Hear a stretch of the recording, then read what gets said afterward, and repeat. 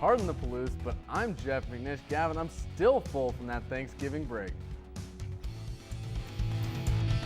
Had a whole plate of mashed potatoes.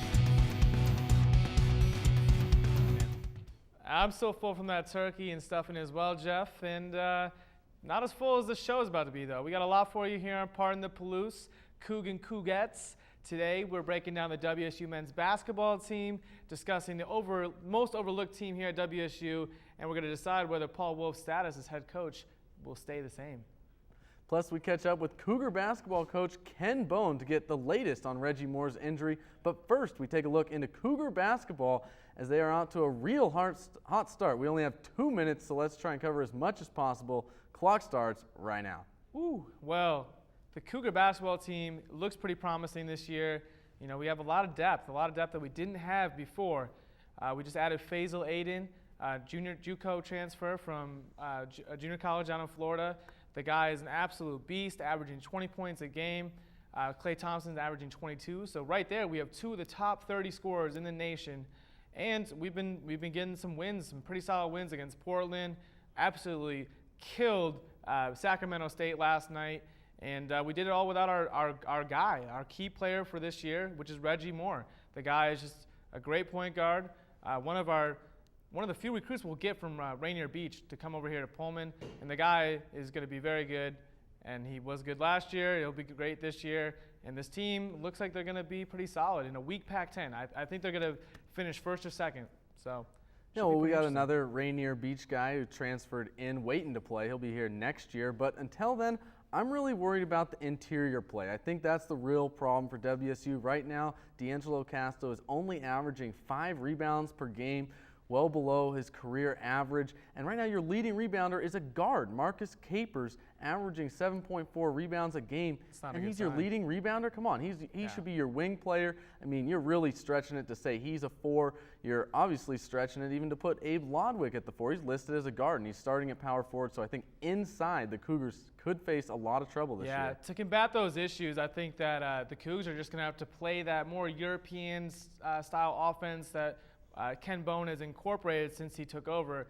And our big guys, where we're going to excel is they're going to be able to spread the floor. You get a guy like Brock Modem, Patrick Simon. Even D'Angelo can step out and hit a mid-range jumper. So,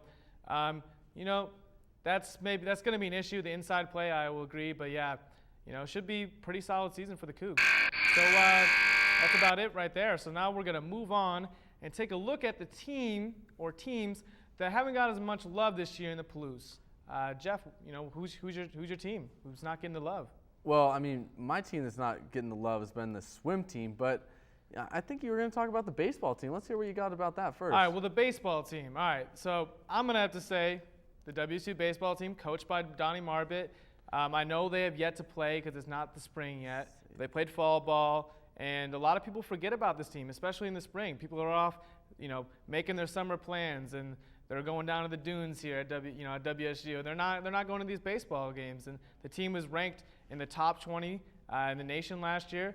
The past 2 seasons, they finished 3rd in the Pac-10, which is the best baseball conference in the nation, and we're a couple outs away from going to super regionals last year against Arkansas. So we're returning basically the nucleus of this team, and I think it's a team that a lot of people are overlooking. So absolutely. Now let me ask you a question. Do you know who Erica Kwam is?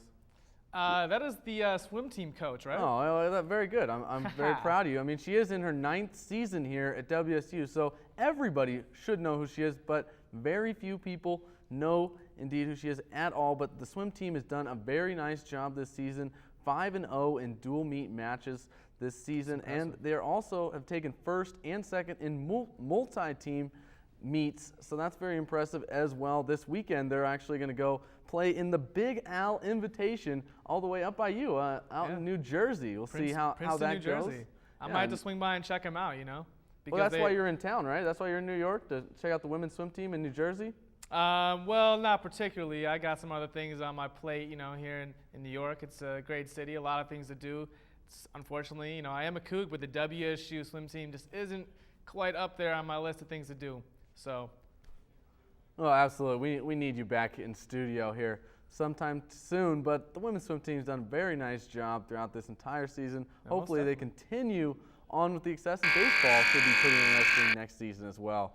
But now on to a hot topic for discussion that's been talked about all year, and it's whether Paul Wolf will remain the head coach for the Cougars. Gavin, I personally don't see it happening, but what do you think?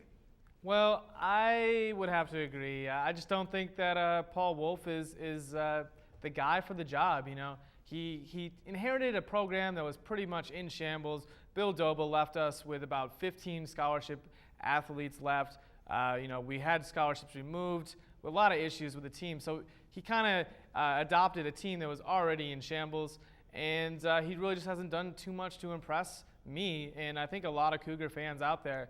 You know, we've been very competitive this year, but you know, we just need to turn those competitive losses into wins, and I just don't know whether Paul Wolf can do that next year. So he's got 1 year left on his deal.